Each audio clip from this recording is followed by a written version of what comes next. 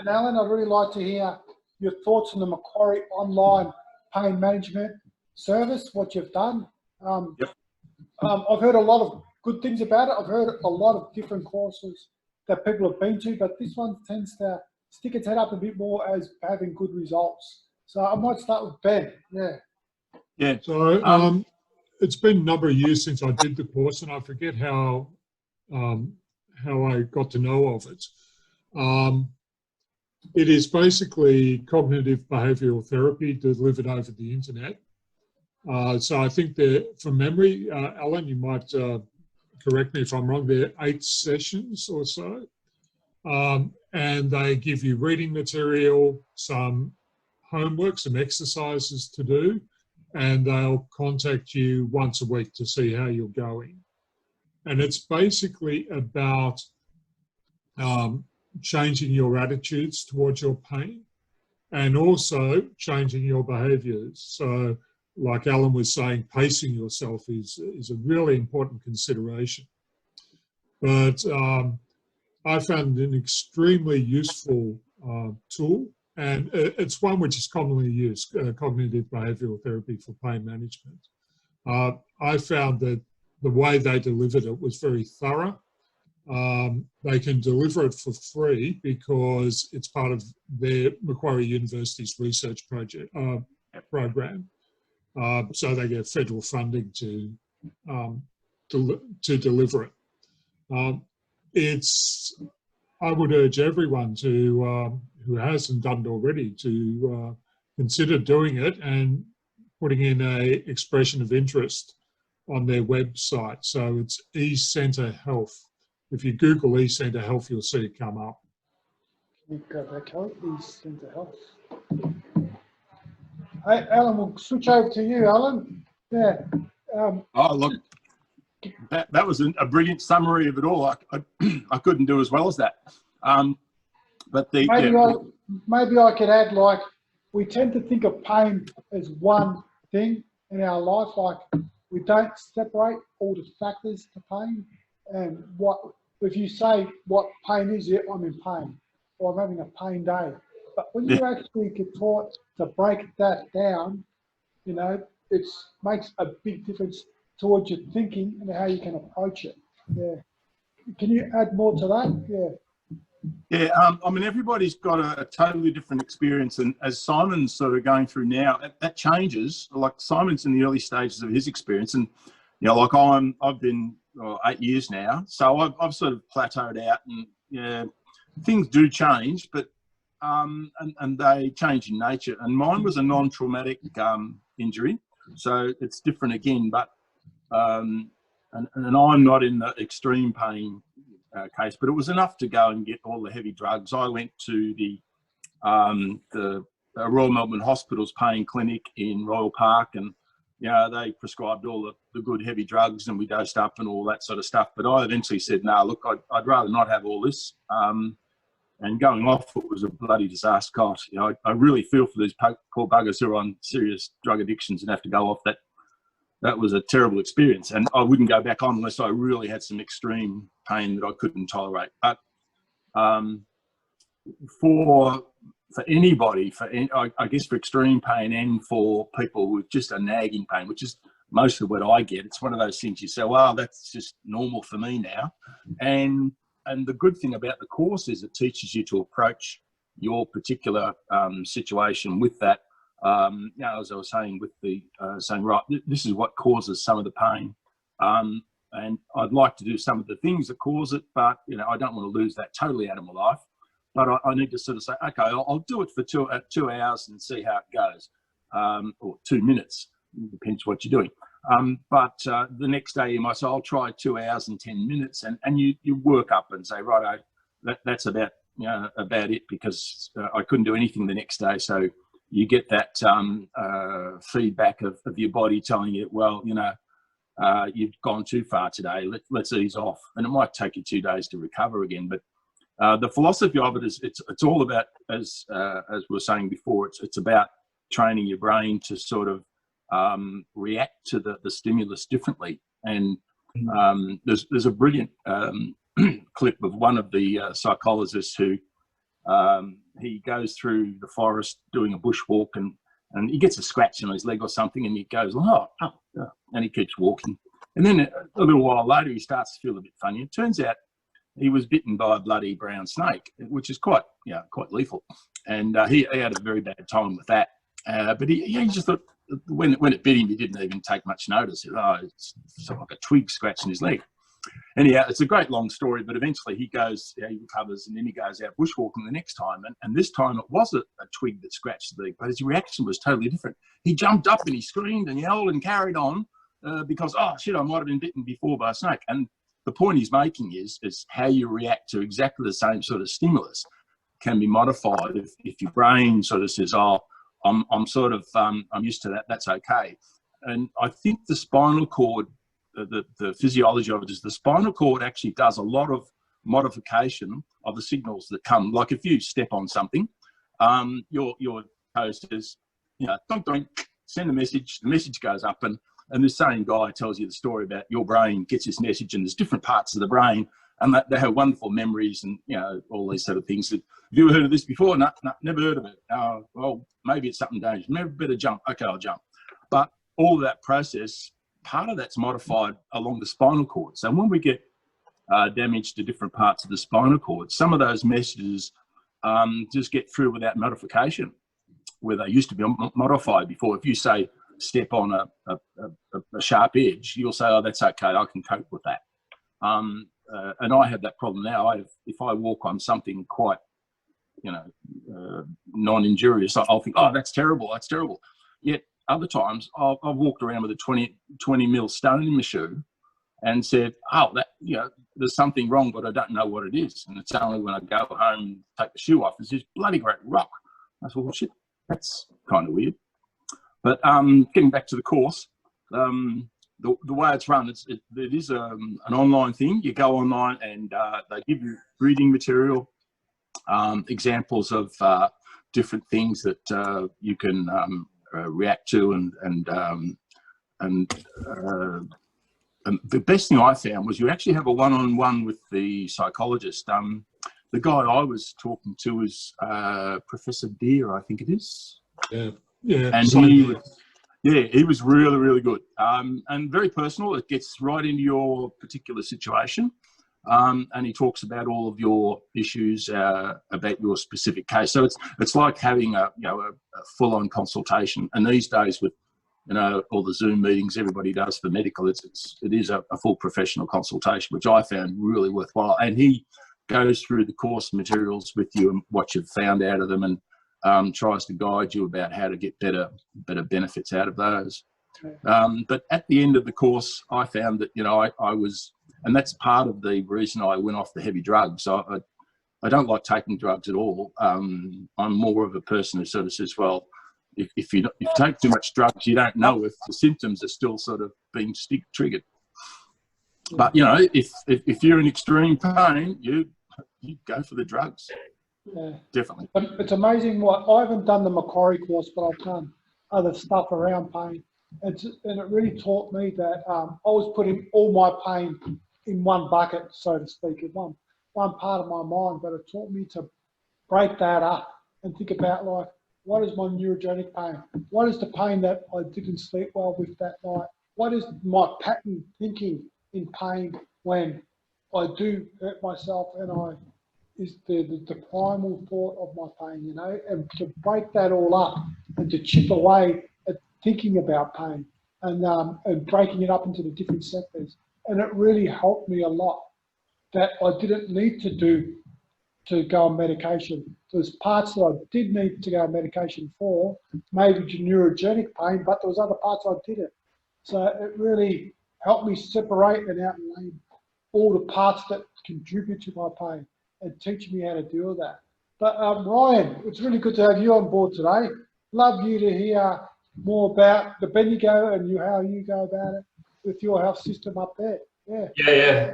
Thanks for having me in. And Alan, that was. I'm super impressed with your understanding there. That was really good. And I just put in the chat box, actually. I don't know if anyone's seen that. There's actually a link to that video. It's by Professor Laura Mosley from the University of South Australia. Yes, yeah. And it's a personal story of his, and it's a very powerful video that we use in our pain management program. And it really starts to demonstrate the role of context and attention in what happens with our pain. So, you know, how long does the video go for, Ryan? Oh, it goes for about 6, 7, 8 minutes, something like that. Is it worth watching now, you think? Absolutely, yeah. Yeah. Right. It's quite a good video. Sorry, go on. I'll let you know if that's not it when it comes up. It's also worth mentioning his book, Explain Pain. Absolutely. Yeah. Which is a book which I think all of us should read. Is everyone okay to watch this video? Yep, all good. Yep. Camping in the bush, and I left the tent very early in the morning, beginning of the day, beautiful time of day, and this happened. Now I'm going to do that again in case you missed it. This is critical to the story. Now I'm going to tell you biologically what happened just then with that thing.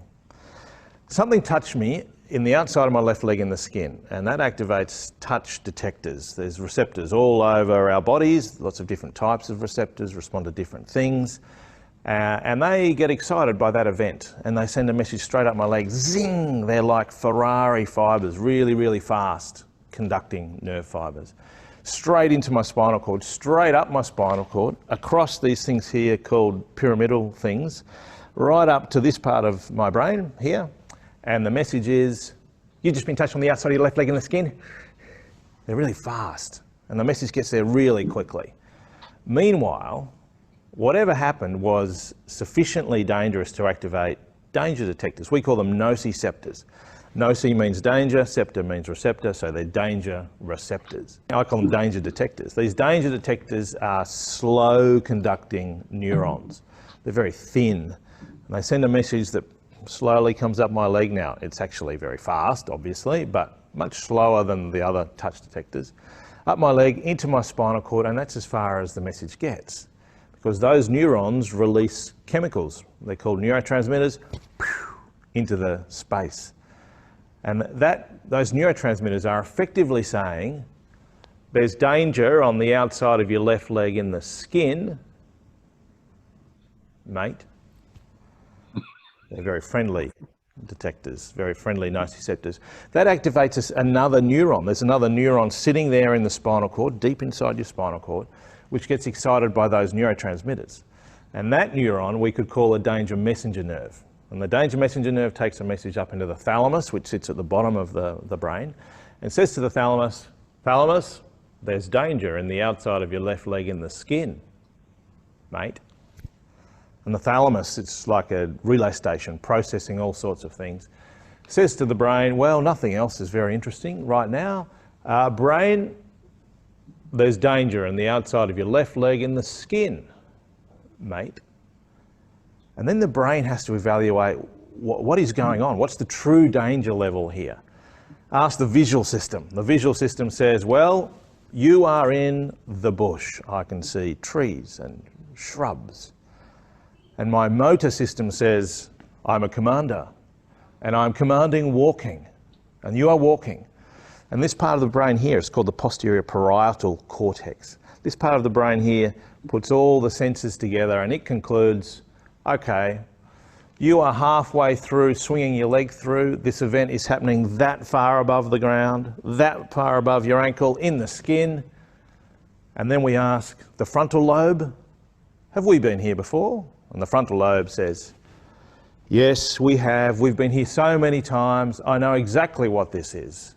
And the only way I make sense of my situation was that my frontal lobe concluded, this is not dangerous. We've been here so many times. Why don't we create enough pain to kick off the twig and keep walking? And that's what happened. I had this scratchy pain, didn't think much about it, kept walking.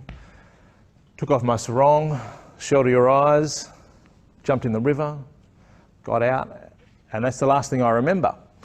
I woke up sometime later having been bitten by an eastern brown snake, Australia's deadliest second deadliest, I have to accept, second deadliest land snake. That was a situation where I was in massive danger, and the danger messages were screaming from my leg, and my brain, weighing up everything, decides, no, this is not dangerous. So I had no pain coming from anywhere. It's up to the brain to produce pain. I want you now to fast forward maybe a year. I can't remember how long it was, but again, I was walking in the bush. I was walking along in the bush, nothing going on. Oh, yo! Now, I can't really do that very well. I always feel self-conscious making a loud noise. But I'll tell you what happened biologically. Something touched me in the outside of my left leg in the skin. Now, we have touch receptors, all different types, all over our body, in the skin, inside our body. They get activated by that, and they were activated in this situation. Sends a message up my leg, zing, really fast, Ferrari fibres, straight into my spinal cord, up my spinal cord, across those pyramidal things, up into this part of my brain, and says to this part of my brain, you've just been touched on the outside of your left leg in the skin. Very fast fibres. Meanwhile, that event, whatever that event was enough to activate danger detectors. We call them nociceptors. Noci, danger, ceptor, receptor, danger receptor. I call them danger detectors. They were activated by this event. And that sends a message. They're slow conducting, relatively slow to the touch ones. Sends a message up into the spinal cord, as far as it gets, and releases neurotransmitters, little chemicals. And those neurotransmitters are effectively saying, there's danger on the outside of your left leg in the skin. Yes! Well done. Well done. Friendly. These things are very friendly. And there's a neuron right there in the spinal cord that gets excited by those neurotransmitters, by that message. And that neuron sends a message up into the bottom of the brain, a place called the thalamus, and says to the thalamus, thalamus, there's danger in the outside of your left leg in the skin, mate. And then the thalamus is like a relay station and says to the brain, oh, there's something interesting, brain. There's danger on the outside of your left leg in the skin, mate. And then the brain has to work out, well, how dangerous is this really? And that's when the groovy stuff happens. Visual system says, okay, you are in the bush. I can see trees and shrubs and things like that. The sensory cortex, this part of the brain's already received a touch message. And it says, well, I can tell you something's happening this far above your ankle. The posterior parietal cortex up here, which puts everything together, says, okay, you are halfway through swing phase, bringing your leg through. We know the motor system is commanding walking. This event is happening that far above the ground, that far above your ankle, on the outside of your left leg in the skin. And then we ask the frontal cortex, anything from our history we should know about here? And the frontal cortex is waiting because it knows. 9 months ago, a year ago, you were in exactly this situation and you almost died. The thing we have to do as a brain is protect you. And bang, into my consciousness was this severe pain on the outside of my left leg in the skin. Really hurt, threw me off the path. What seemed like minutes was probably, I don't know, 10 seconds or something. Someone had a good look at my leg and there's a scratch from a twig. It's not a very dangerous situation. In that situation, low danger, massive pain, because the brain had good evidence that I needed to be protected. And that's the thing with pain. Pain depends on protection index, not true danger index, because it's up to the brain to decide. First scenario, massive danger, snake bite, brain decides, no, this is safe, not much pain. Second scenario, tiny danger, scratch from a twig, but brain decides with good reason, high danger, massive need to protect, so massive pain. That's how I think pain works.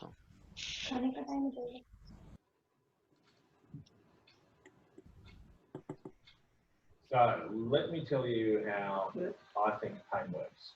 To do that, I'm going to tell you a story.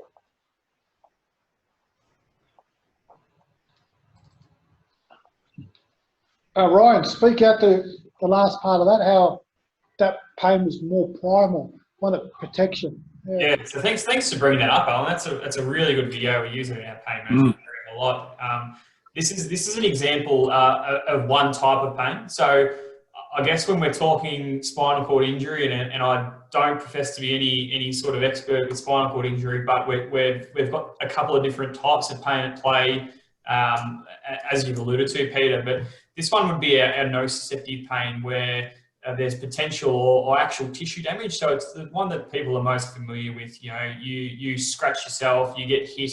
That's that nociceptive pain. But in this example, he's had one example where there was no tissue damage but high amounts of pain, and one where there was high amounts of tissue damage with little pain. So what the example there is that tissue damage poorly correlates with the amount of pain we get, and you can see there the context and other different factors are weighed into and massively influence our pain. Yeah.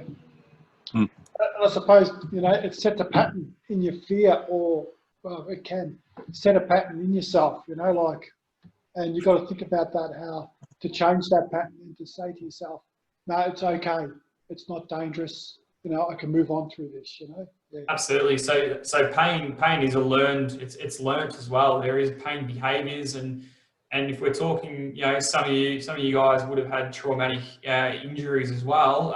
Some of those experiences can feed into. So there's examples documented of motor vehicle accidents, and even just driving past the site of the accident years later can trigger off pain responses. So that context can drive our pain experience.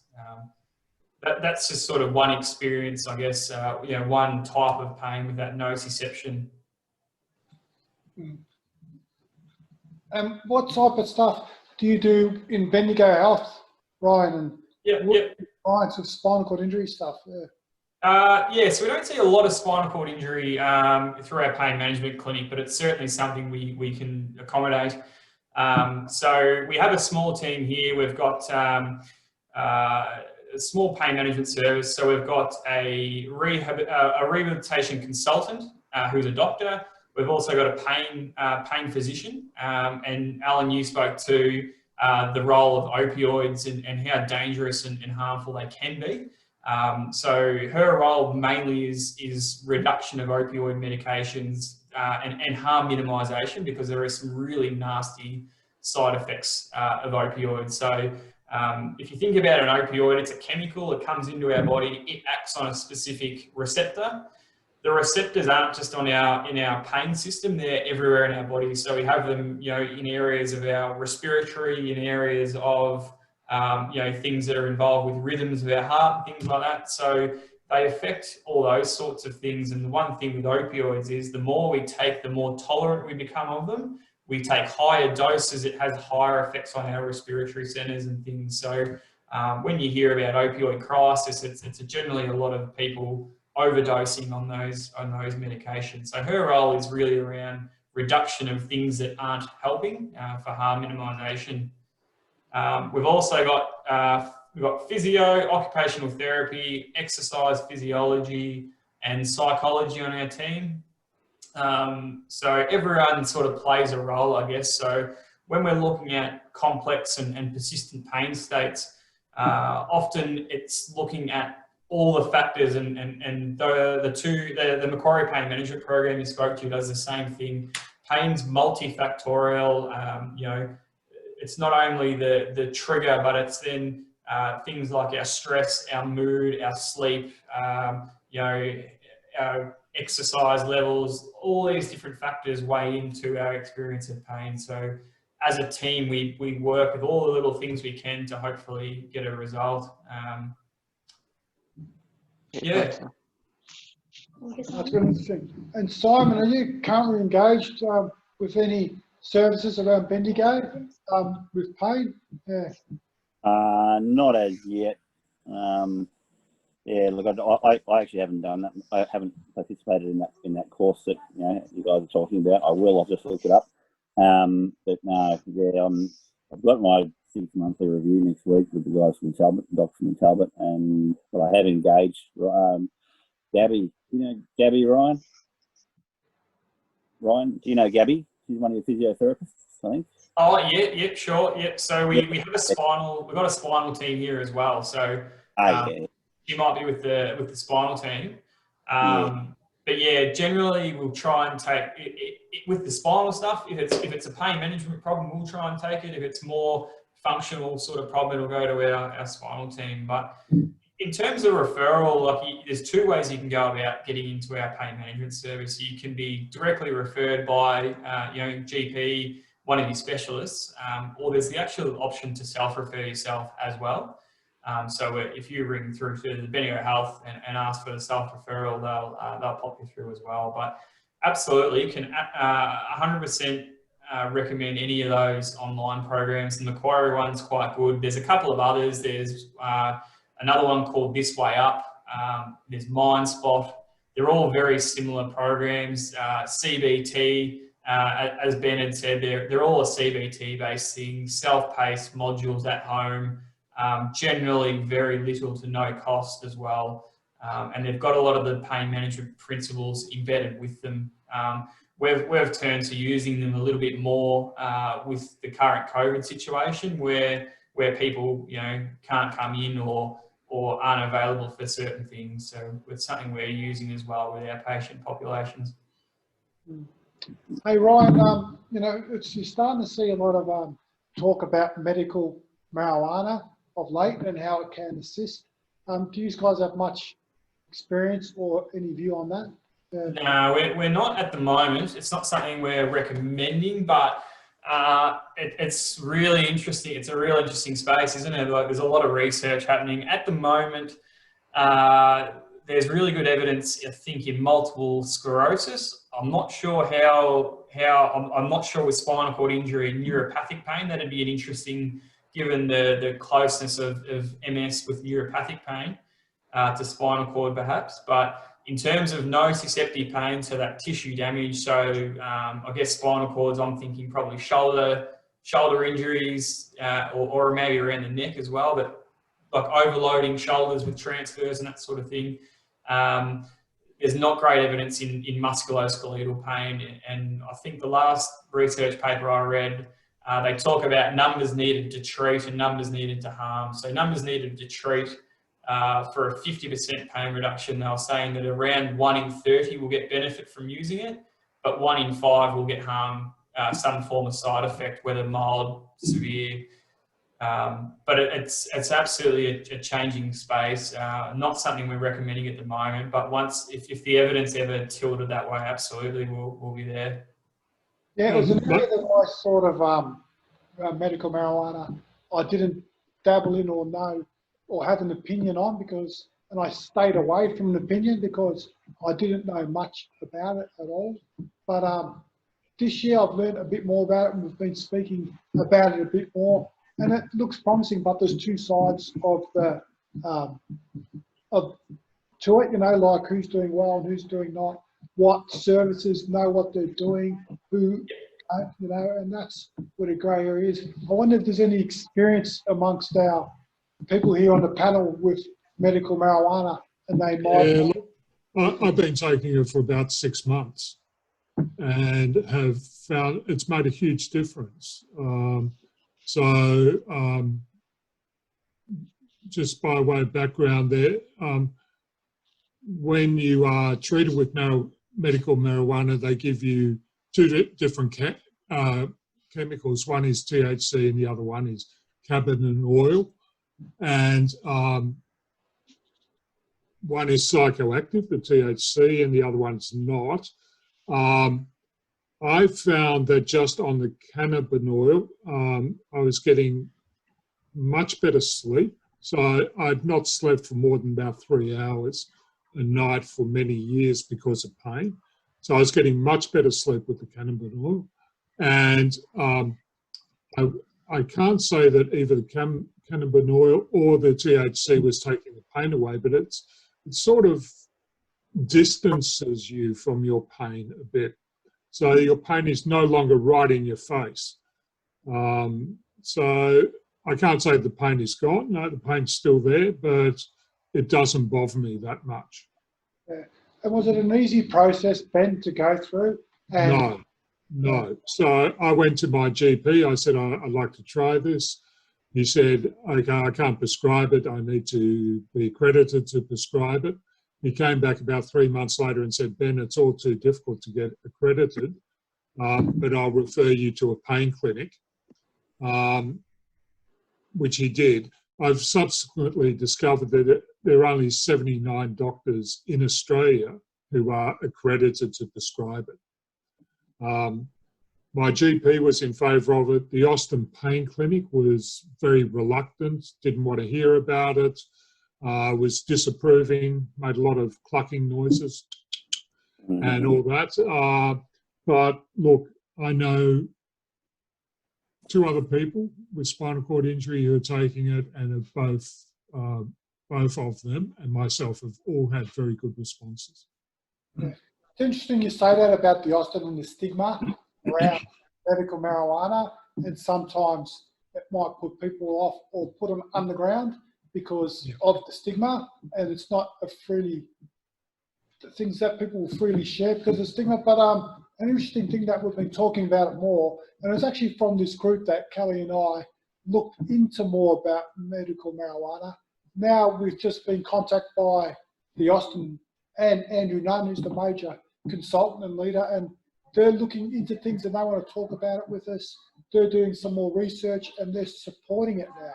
So it's gone a long way, and it's which is really good to hear, because if it benefits some.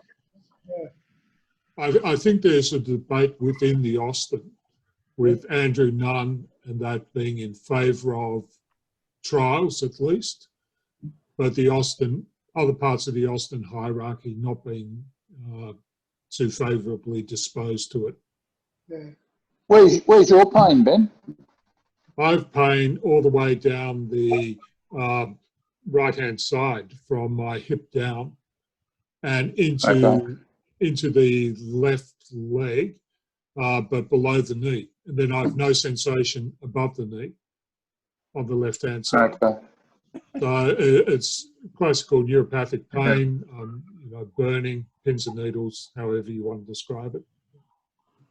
I think that comes back to what you said earlier, Peter, that there's different types of pain, and these drugs will work for different types of pain, and whether the Austin's lumping pain into one and no, we're not using it, and it probably is a bit dependent on the medical specialists they've got there and their opinions on it a little bit as well. But I'd probably urge people, if they're interested, to go and have a chat with their GP about it and some of their specialists about it and see if it's for them. Yeah. I might also add, it's quite expensive, so it's not on PBS. So I think it's costing me about $400 to $500 a month, but absolutely worth it. And what's your funding background, Ben? I don't get funded for this at all. What is your funding background? Well, I do have some NDIS. Yeah. Have you looked at it any way of NDIS? Is disability related, not medical?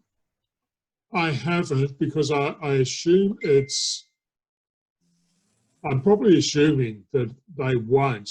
They'll say it's something which, they don't cover medications.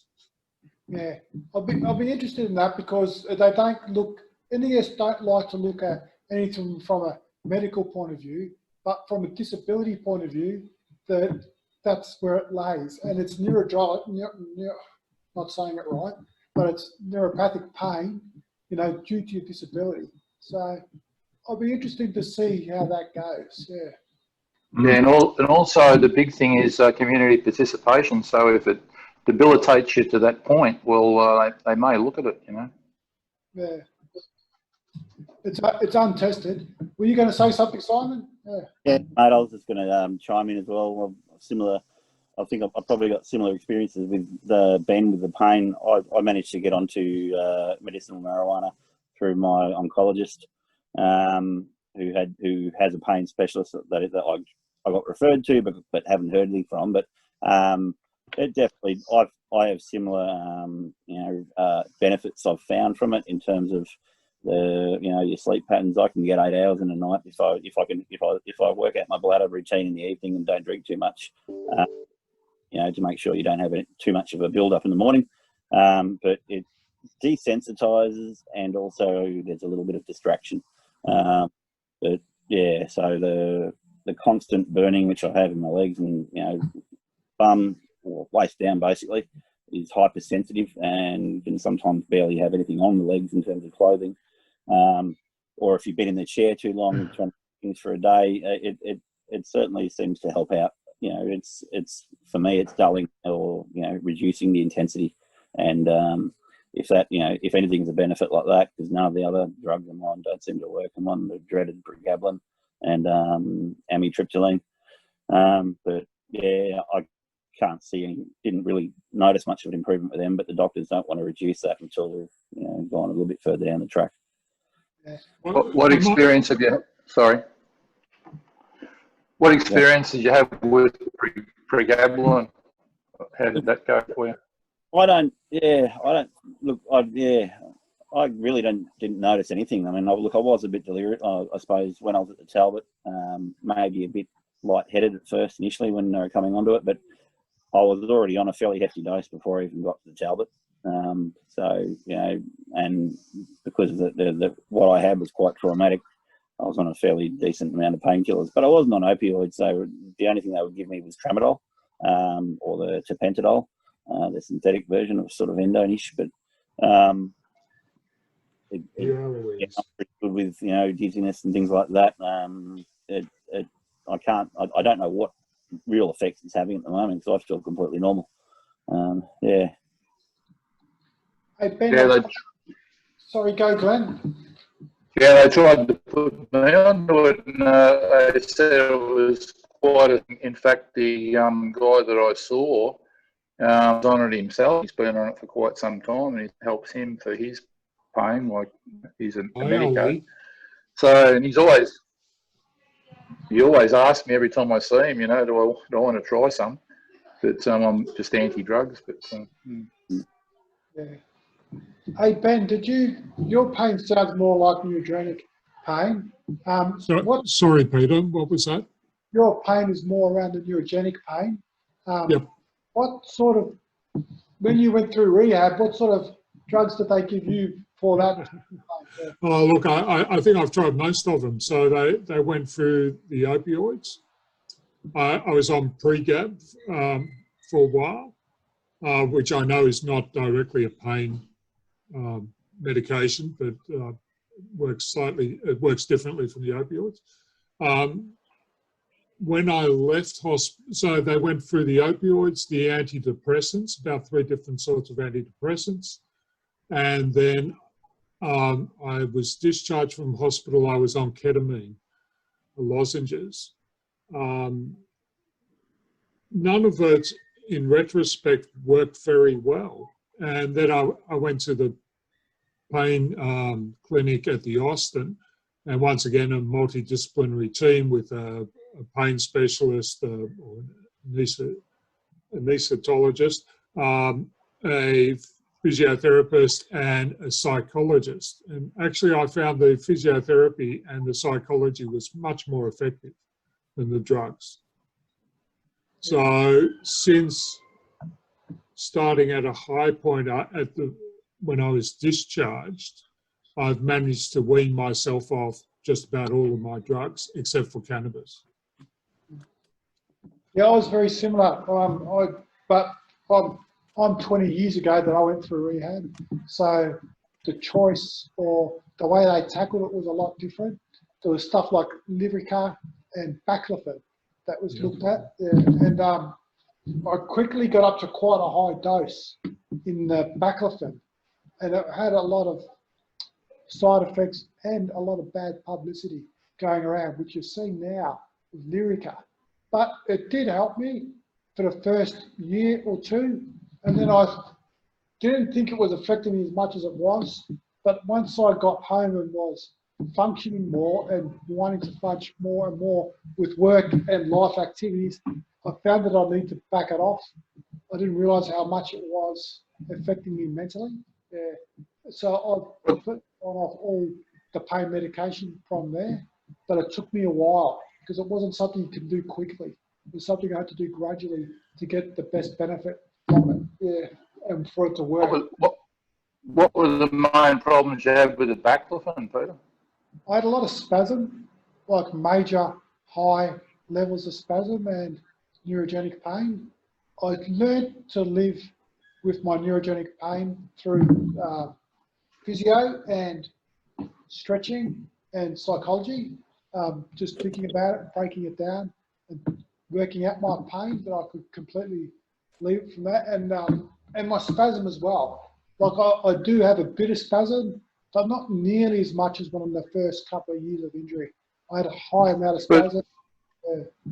But you said you're on a fairly high dose of baclofen, I'm assuming oral baclofen. What was that? Just sending you topsy-turvy, or what was the problem?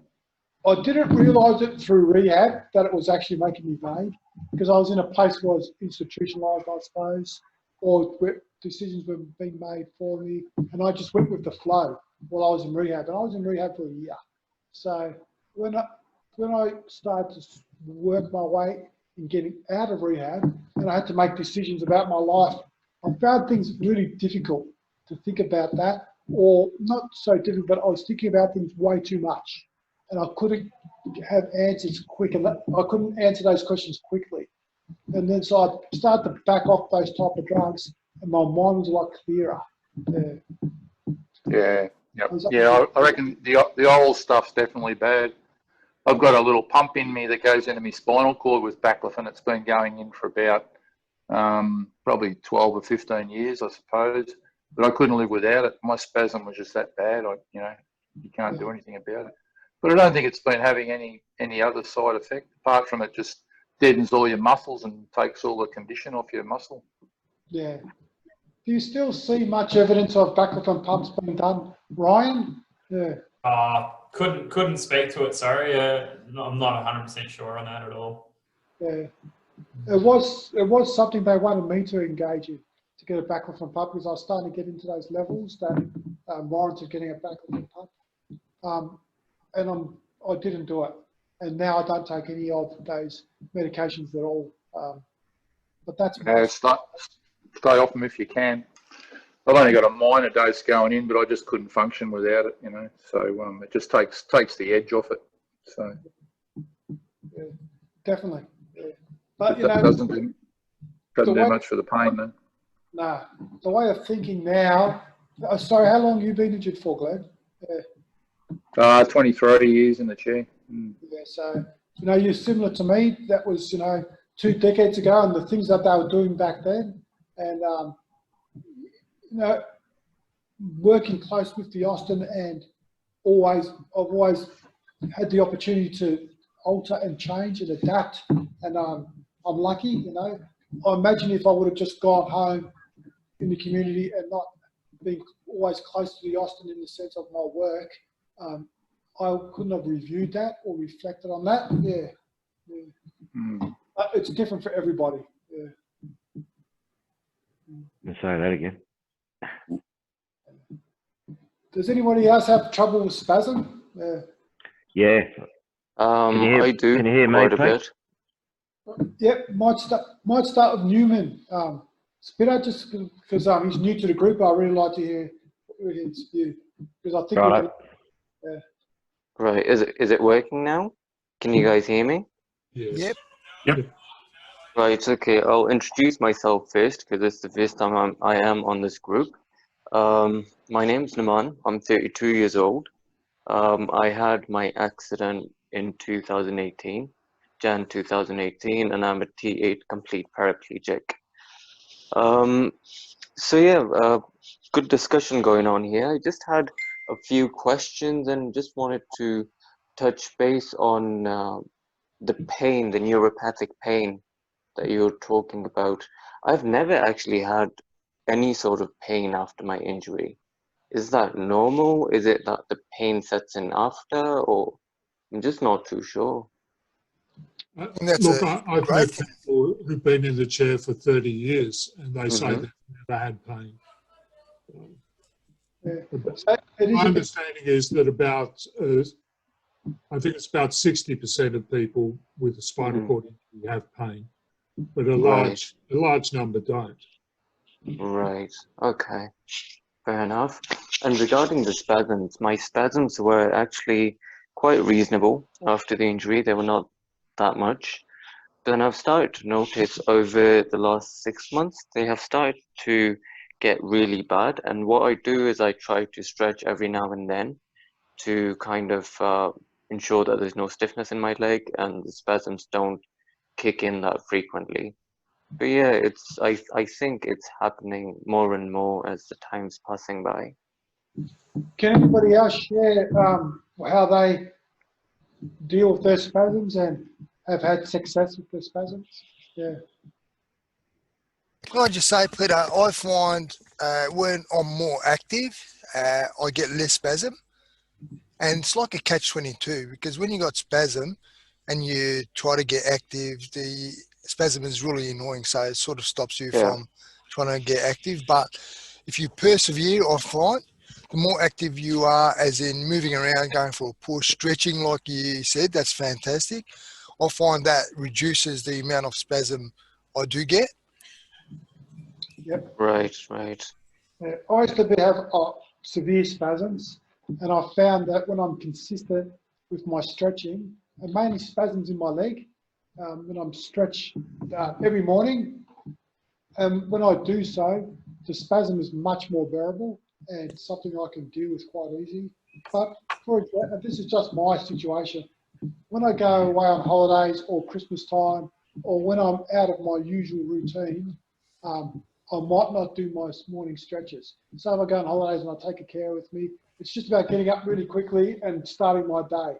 So after 2 or 3 weeks of that, my spasms get really strong, I notice. When I get back into my routine and back home and life back to normal, and I start doing my stretching, I find I get them back under control. So for me, stretching really works well, but being consistent and staying on it. So it might be as that whole active part of it.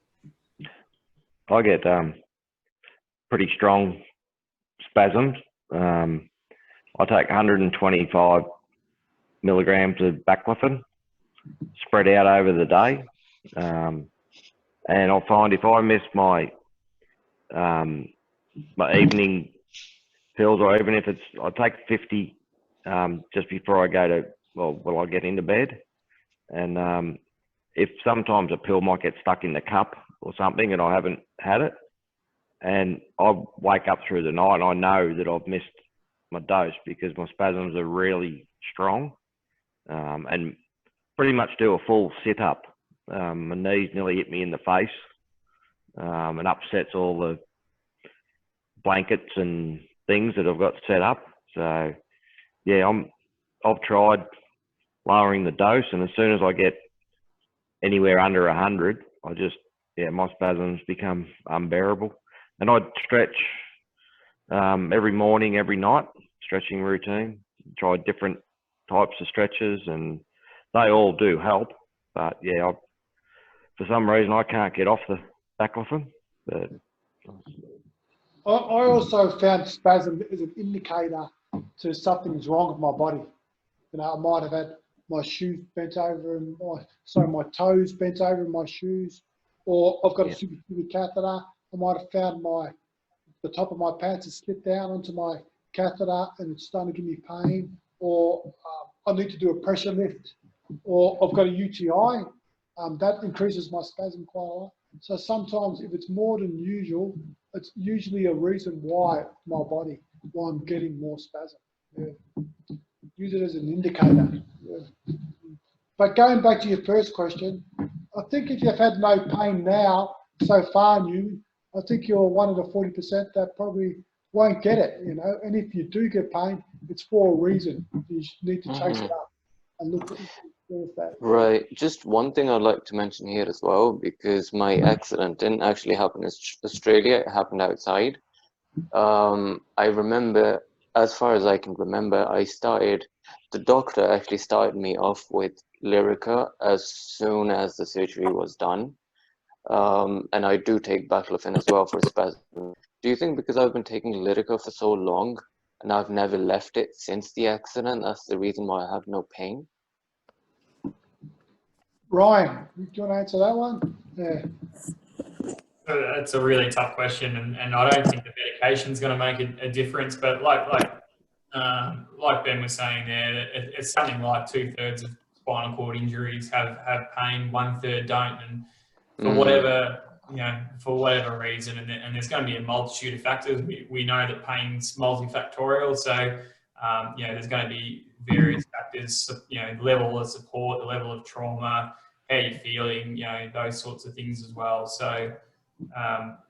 Can't directly answer that, but it's great. It's great to see that it's not affecting you that way as well. Yeah. I think it's worth exploring your medication.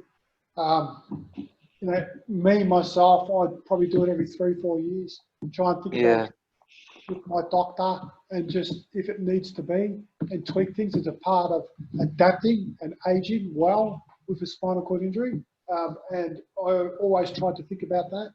And if you are thinking about it, you're conscious and you're willing to adapt and change. So maybe it might be something in the future for you to think about.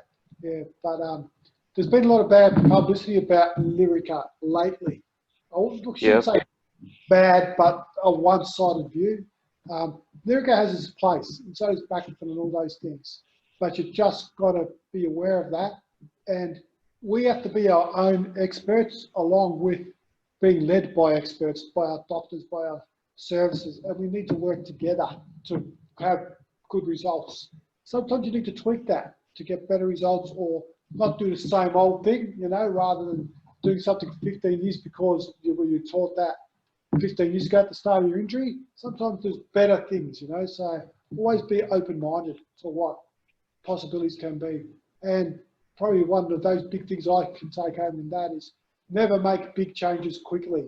It's always subtle and small and measured. Yeah. So you can explore and see how it's going. Yeah. A lot of the bad press with the Lyrica has been just inappropriate use of it, where it's a drug used for nerve pain, neuropathic pain, and it's been prescribed into people that don't have that type of pain, and they up the dose when it doesn't work, so they get these inappropriate side effects. So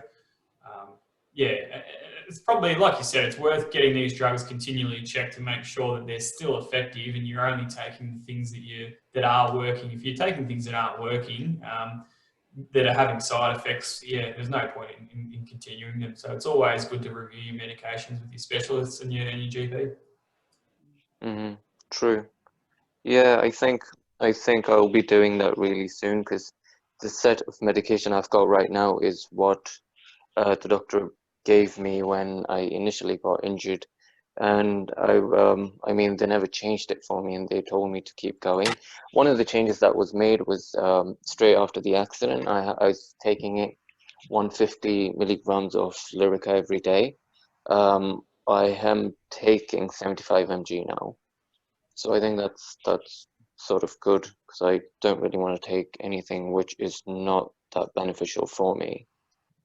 Yep. Hey, Jace, you were going to say something before Newman were. I'd love to hear you. Sorry. Yeah. Jace, you're frozen, I think. Yeah. Yes. Mate. Looks like. Yeah. Look like you're asleep, Jace. I spoke about me baclofen, didn't I? Did that come through? Yeah. Yes, it did. Yeah. I did try Lyrica years ago, because I also do get a lot of neuropathic neuro pain, a lot of burning sensation, and it's constant. I have that the whole time, and the Lyrica did help with that pain for me a bit, but the amount I had to take, really, I found sort of had me a bit, I'm not out of it, but it also relaxed too many of the other muscles in my body, and it stopped me from being able to do things that I I find very helpful. Like I can weight bear a little bit through my legs to help me transfer. And while I was on the Lyrica, I wasn't able to do that. So it did not eliminate the pain, but I found it did help. Like it took the edge off a little bit, but to lose some mobility to me wasn't a big enough benefit to stick with it, if that makes sense. So Yep. that's just my experience with it. What sort of dose was that, Jace? Oh, I can't remember now. It's been that long. It was years ago, and I tried endone. I tried endep, I think. I'm not sure whether they're the same. I think they were different. But Different. yeah, but both of them I found made you a little bit.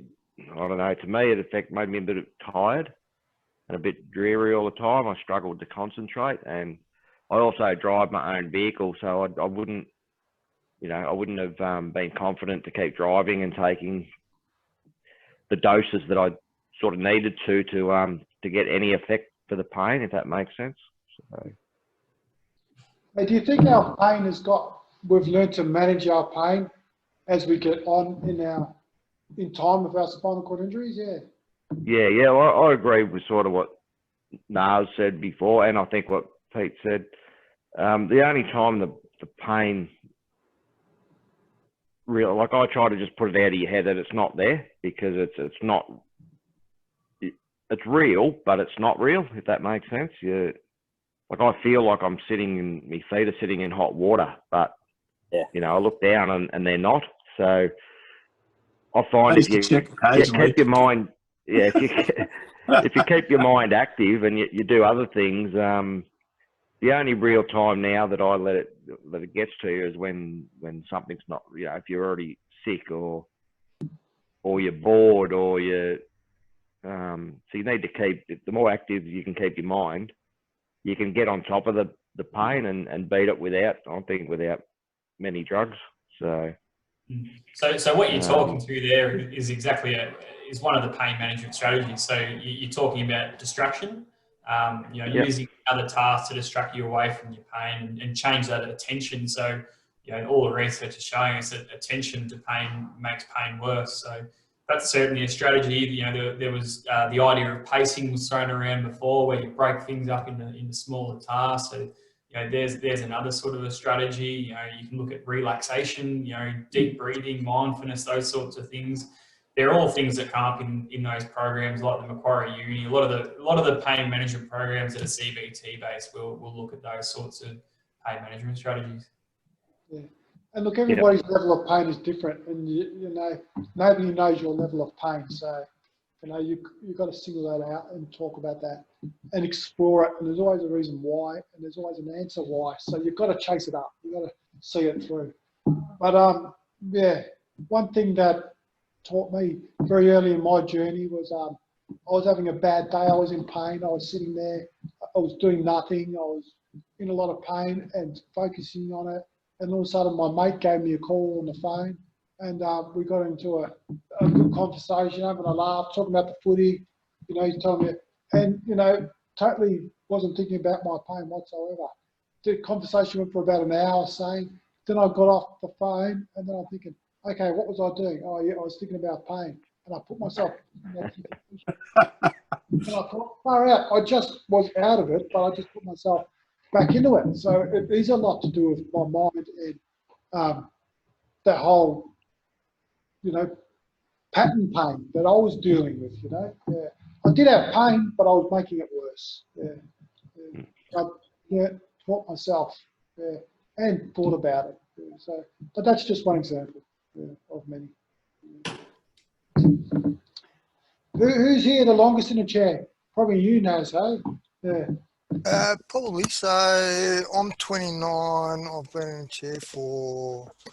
Oh, thanks for the laugh, everyone. No, I've hurt myself in 91, say. So that's 29 years. Is that 29? Well, if I'm 29 and I was hurt 29 years ago, that means I must have been hurt when I was born. was Yeah, a, you dropped was on a your head. birthday No. Which is not true. Just a year Which old. is not true. Sorry, Yeah, so just a day old. yeah, I'm a little bit old. I know I look great for 29. Dropped on your head at birth. Yeah, yeah, 29 years. I think I might have the record here. And have you found that managing pain through your journey of 29 years has always been different? And different Yeah, I focus? think I was a little bit lucky. I know Newman was talking about he's never had pain, and I don't think that's associated to taking Lyrica. I think you're one of the lucky ones, I think, Newman, because two people could have the same lesion, as in T8 and Mm-hmm. T8. One could suffer massively from pain issues, and we don't know why. They just get pain, but Yeah. there's nothing that sort of shows why they've got pain. I mean, there's no bruising, or it's all got to do with the nerves. And that's those people like I think Peter mentioned, you have to it's trial and error, different types of medicine or combinations, and different dosages as well. So it's a long process, and in the meantime, just trying to find a solution to it. You're suffering quite badly as well. A lot of people can't do what they want to be doing. Mm-hmm. It's just too painful. But that's not the question. So I haven't had major pain issues. Pretty much 24 hours a day from my calves down. It feels like my feet are in boiling water and they're throbbing. But that hasn't affected me in doing what I want to do. It's there, it's constant pretty much, but it's not painful. It's annoying more than anything. So other than that, I haven't really got any pain issues, Peter, other than, the usual pain and in your shoulders and wrists, all that sort of stuff. Yeah, but pain is many things. It's just not neurogenic. It might be injury, it might be tiredness, might be sitting up in the chair. And, being in the chair for as long as you have, you've had to think about that all differently. And as you've spent more time in the chair and as your journey through having a spinal cord injury, it's always changing, isn't it? Yeah. No, that's right. That's right. I mean, so, 10 years ago, the pain issues that I've got now compared to then is different. It's always changing, And was your pain, to speak of your legs throbbing, was it worse when you were first injured or the early days? I reckon just looking back, it's always been there in some form. Yeah. Hasn't got really bad. It's probably a little bit worse, but it's still manageable. It's not painful where I can't do anything. Like, I don't feel like doing anything. It hasn't got to that stage, but it's annoying more than anything. Yeah. I don't know if that makes sense or not. No, it's good. I think it's just a journey that we always have to adapt to going on in our lives. And, you've played a lot of sport and got pain from there, or, you work a lot, so you might have got tired at work, but it's just breaking that down. And yeah. No, the pain I get associated with wear and tear and falling from the wheelchair and all that sort of stuff, that's in my shoulder, elbows and wrists, but it's not always there. It comes and goes. It's painful at times, but it comes and goes. It's not affecting me other than in the shoulders. With the wear and tear, you do lose strength and you get more pain than usual. Yeah. Simon, you brought up this subject, and I'm really grateful for it because I think it's been a really good conversation. Yeah. Is there anything that you think that you want to cover a bit more, or really welcome to chat about, or while we've got a bit of people to share here today? Yeah. No, look, it's been helpful for me. I've got to get in touch with that management course that you guys suggested. Knowing, getting some feedback from you guys saying that you're experiencing the same sort of pain, burning feet, as well as burning feet and legs. I feel that my feet are tightly bound, as if they've been bound up in bandages, ridiculously tight. But yeah, and like you said, I can't remember which one of you gentlemen said it, but yeah, it's like, that's not the worst in the world. You can deal with that. You just literally keep yourself busy, try and try and concentrate on things that are going to be, rewarding. Getting back to the drugs though, the pregabalin, I probably do reckon I did. Like I do struggle concentrating for a long period of time, or if I'm not entirely interested in something, I probably am affected like that because I'm normally a very analytical sort of person. I try and go, work out everything. Other things, just manage, working out how I can, what are there any other options to, the 2 or 3 main drugs that people seem to be using, or how do I go about getting off it? I know you can just try and take yourself off, but you've got to be very careful with timing and dosage rates, I suppose. Yeah, I actually, when I backed off my medication, I did it over a good 2 years. I, 3 months, a little bit, 3 months, a little bit, and that worked because I tried to go off it fairly quickly, and it didn't work whatsoever. So then, if I went off it just a tiny bit, I got used to it, could deal with it, and work around it with exercise or stretching and stuff, and then my body got used to it, and then I would back it off a bit more, 3 months or sometimes 6 months later. So I really progressed off it, and it worked really well for me to do it that way. Yeah. I took about 18 months to get rid of all mine, and pre-gab was the worst to get off.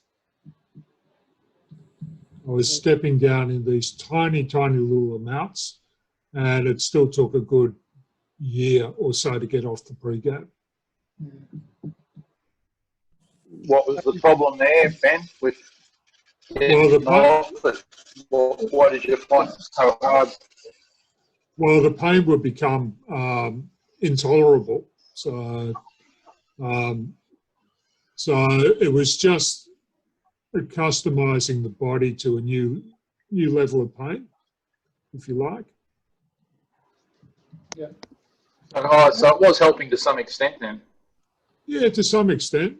But I found that the major side effect for me with pre-gab was memory loss. So my wife and I would have these horrible arguments where she said, "Oh, you said so-and-so," and I'd say, "I really don't remember." And it was only after talking to other guys like you and their partners are all saying the same thing, that, so-and-so has terrible memory loss. And since he's off the pre-gab, it's gotten a lot better. Interesting. But I think if you're taking yourself off drugs, you've got to be kind to yourself as well. You don't push it too hard. It becomes counterproductive if you push it too hard. You won't continue taking yourself off. And if you're going through a period where you feel, well, I need to go back on drugs, then go to talk to your doctor and tell him that that's how you feel. No, it's a really good point. And you really raise how, because those drugs build up a level in our body, and it's about maintaining that level. So to bring down that level, you've got to get used to it, and you've got to be kind to your body. Yeah, so it doesn't happen quickly. You've got to take your time with it. Yeah. When you're ready to do so, you've got to be ready. Because I remember when I was backing off on it, and it wasn't good. No, I had pain and spasm and all that sort of stuff, and I wanted to go back the other way. I wanted to increase it, but then a month later, I was doing better. I had to look at it like that, because I didn't want to be on it no more. And I was a person who had terrible, terrible spasms. I'd wake up in the middle of the night and I think, what's that? There's my feet straight up in the air. Just I was supporting my legs up, So, but it's different for everybody. You really got to take that journey on. Hey, Ryan, while we've got you, and we're getting towards the end now, I'd really like to wrap up with any tips, and really from a physiotherapy point of view around spinal cord injury. Yeah, it's been a good chat. I reckon there's been a lot of good things raised, but I think it's just finding the combination that works for you, and everyone's going to be completely different. And I think medication's part of the story. Some of the online pain management programs, or going into one of the, whether it be like the Austin Clinic or Royal Melbourne, or coming to one of the regional pain clinics and learning the pharmacological stuff as well, and putting together and finding the plan that works for you. I've just sent on Callie on the chat.